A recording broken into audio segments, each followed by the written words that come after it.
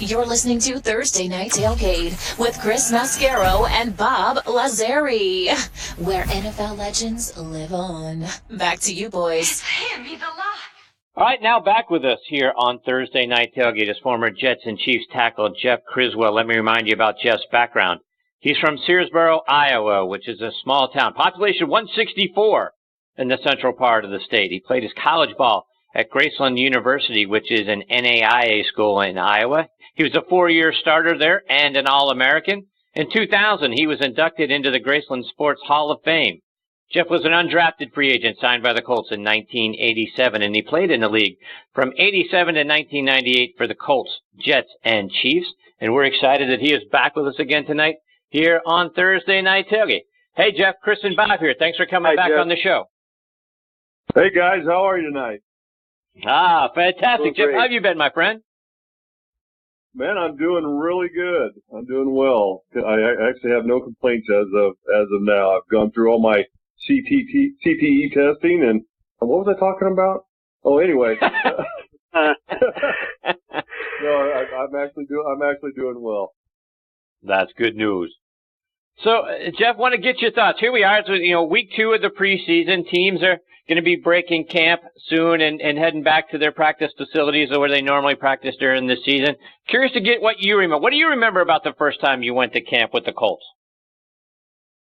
You know what? I'm going to say my first time with camp was going to be with the Jets because I came in the strike in '87, as you remember.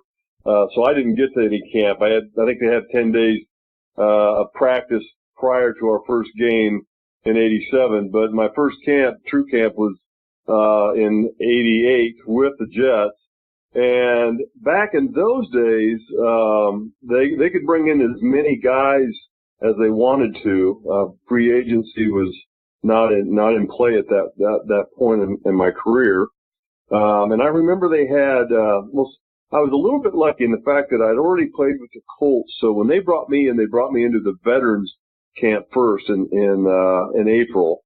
And so I got a little bit of a head start on all the free agents and rookies and first round and second, third, fourth round draft picks that they brought in that year. And they brought in a ton of guys. I think we were 10 deep at one point with guards and tackles. And you really didn't get very many reps back in those days. But again, I was fortunate enough to have had a little bit of a head start, and I was competing against at guard at that point with a first-round pick from previous years, Mike Haight, who was a first-round pick at the University of Iowa, and did well. But I remember Joe Walton was the head coach, and it was pretty much old-school football. He was an old-school football coach. The rookies came in, and they had 3-day practices, if I remember right, 2 hitting practices and a walkthrough. And guys wouldn't even take their pads off between sessions because there was no time.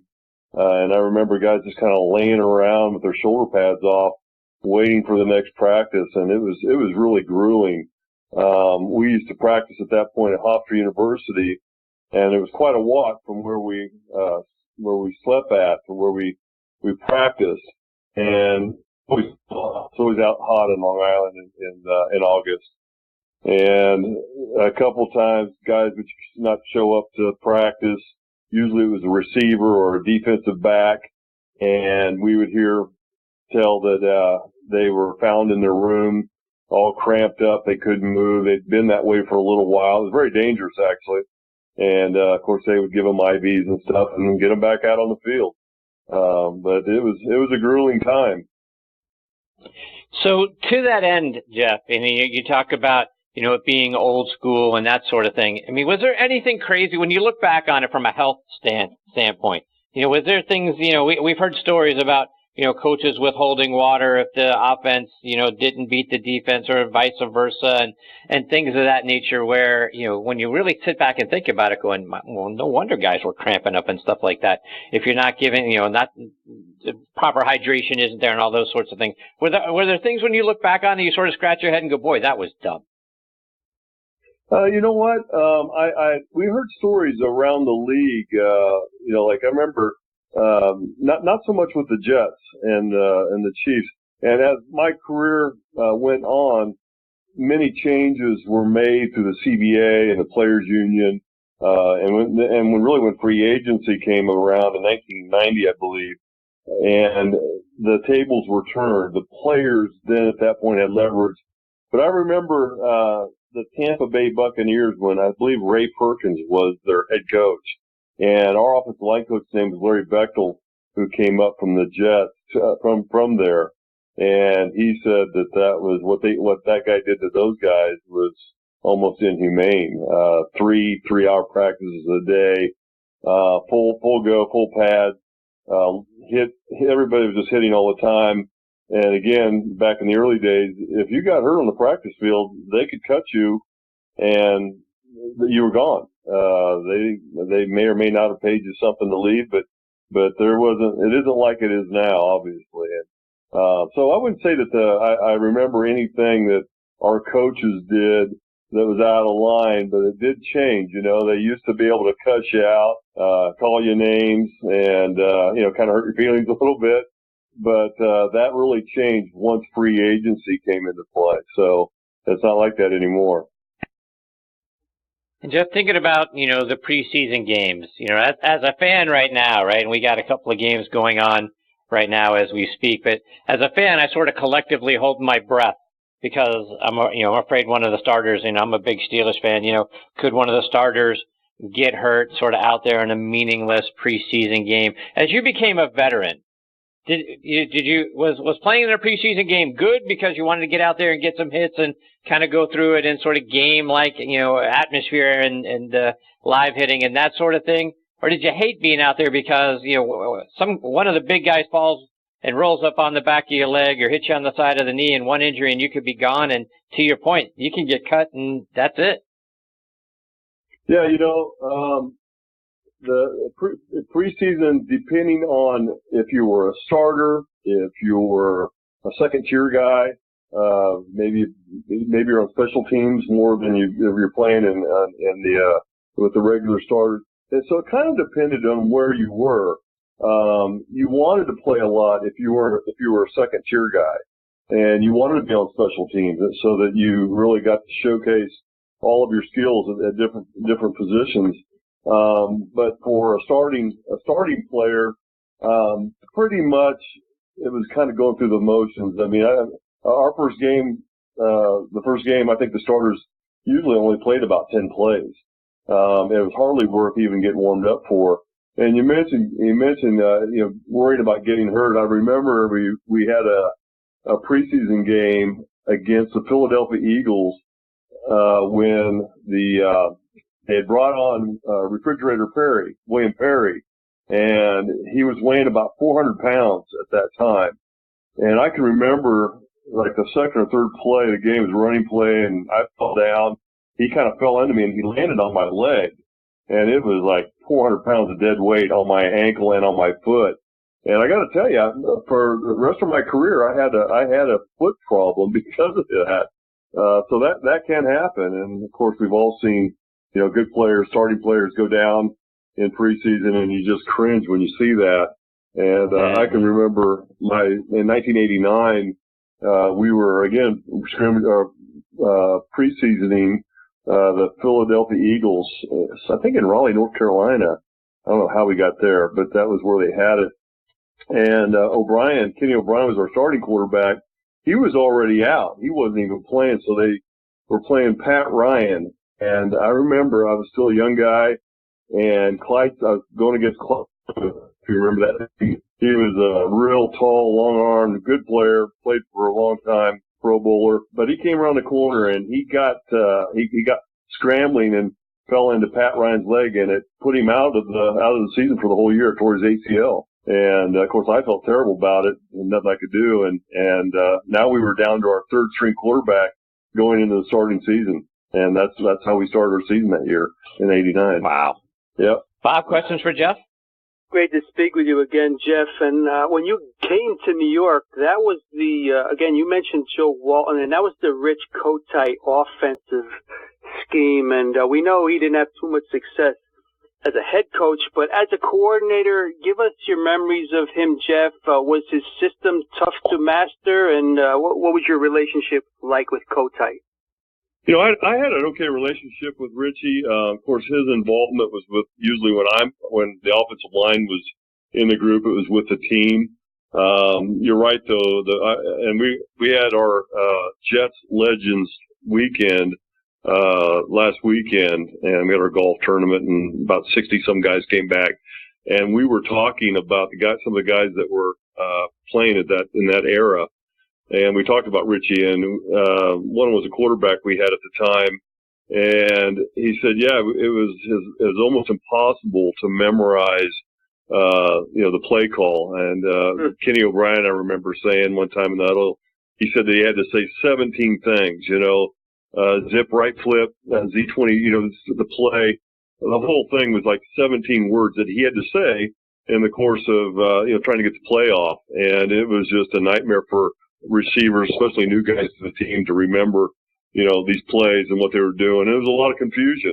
And, but Richie had success, and they had success, prior to me being there. We weren't as successful after we got there. And of course, then he went on to Philadelphia, and he came back in 95, I believe it was, and they went 1-15. So the system couldn't have been that great. Jeff, I want to ask you about one of your old teammates, because those teams back there, I remember the Jet teams well. I used to go to watch them in the Meadowlands a lot, and had some good offensive linemen. And one of my favorite guys was Jim Sweeney. He was a Pittsburgh guy, and like yourself, didn't miss many games at all. Had a incredible stretch for like a 10-year stretch where he didn't miss a game, but never made a Pro Bowl, didn't get the ink that I thought he deserved. But tell us your memories of Jim Sweeney. Yeah, well, Jim is a great guy, and he was one of the toughest guys, I've ever played with. And you're right, he was very dependable. He was excellent.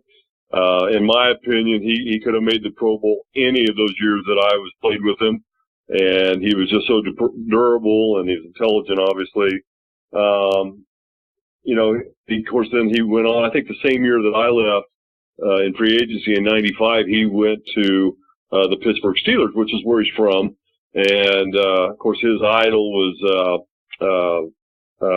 Mike Webster, and he got to play against Mike several times, of course, and there was a lot of reunion there. But Jim was just a great, solid player. And you're right about the offensive line with the Jets. We didn't get any credit all those years, and we had a lot of good offensive linemen that played, and a lot of talent. I think it was in '92. The first year, it was 92 or 93, that Boomer Esiason, the first year that he came to the Jets, we had a great year that year. I mean, considering what we'd done in the past, I think we went 8-7-1, and we beat Miami Dolphins in the playoffs to make a playoff spot to play the Houston Oilers, which we got beat. And I remember that year we actually had the least amount of sacks in the league that year, and it was myself at left tackle, Dave Cadigan at left guard, Jim Sweeney center, Dwayne White, and Siapala Malamala at right tackle. And that was our offensive line, and we were pretty good. We were solid. Of course, we were healthy the whole year, and Dwayne White, I thought he had opportunities to be in the Pro Bowl. But the fact of it is, when you're on teams that are struggling or losing teams that have losing records all those years, it's hard to fight off your back, even from the beginning of the season. Most of the time, we didn't have any national games that we got to play in, so we didn't have any national exposure. And really our record didn't justify, any of us really getting in. I think I made the All Joe team one year, which I don't even think they have that anymore. So, I played 12 years, and I only missed a few games out of that 12 years, and none of us ever made it to the Pro Bowl or any of those honors. Jeff, just a couple more before we let you go. And I want to get your thoughts on the Jets, for this upcoming season. When you look at their quarterback situation, they've got Josh McCown, Teddy Bridgewater, Sam Darnold all competing for the starting job. What do you think? Who do you think is their starter week one? You know what? I'm still stuck on McCown. I know everybody's hyped on Darnold. I'm watching him play as we speak, actually, and Darnold got to start tonight, and I think he's going to be a great player. I got to watch him play several times when he was with USC, And I really think he's the real deal. I think he has to have a good supporting cast. I think the offensive line struggled a little bit last year with the Jets, and I hopefully they've shored that up a little bit. Darnold's got a lot to learn, and I'm really impressed with Bridgewater. I think it's going to come from McCown to start the season, but again, I'm guessing like everybody else. And I think our as far as the Jets overall, I think they've shored up their secondary. The defense, I thought the defense played pretty well last year, and they definitely won some games that they should have, and then maybe a couple they shouldn't have. They were a little bit surprising to me, and I think the rest of the country as well. So all in all, I think that the Jets offensively are going to be better than they were last year, and that puts them in a pretty good position to possibly make the playoffs. I don't know if they can beat the Patriots yet, but we don't know. There may be a shocker, but I don't think Darnold's going to be the guy at the beginning of the year. So one of the things that Bob and I were talking about at the top of the show that I wanted to get your thoughts on is when Sam Darnold takes over, when you've got a young quarterback behind you as an offensive lineman, this guy is getting his first starts in the league. Does that put more pressure on the offensive line because the game hasn't slowed down for him yet? It's going to take him a little bit longer back there. You're going to have to hold your block probably longer than you normally would have. Does the offensive line feel that added pressure when you got a young guy at quarterback? I don't think you feel it until you're actually a game or two into the season. And for instance, we had several quarterbacks while I was with the Jets, and I remember Jeff Blake. He had his shot. Brownie Nagel, if you remember that name. Mm-hmm. He had his shot, and those guys did struggle, and it did put more pressure on us. And but it wasn't just on the team struggled. I mean, we struggled. It seemed like every time we got the ball, it was a penalty, and we were starting from the 5-yard line on every kickoff. It was Murphy's Law at times, and so I can't say that it was just quarterback problems that we had. But offensively, on the offensive line, because we had a pretty good group and a group of guys that have played together a long time, we just did our job. We didn't worry about it. You can't think about it too much because at the end of the day, you've got to do your job and you've got to do it well to even have a chance. And, every week in and week out, I always had, one of the toughest guys to play against. So I worried about myself, and I want to be a contributing factor to the success and not be a part of the problem, especially for a young guy back there. They definitely had their issues at times.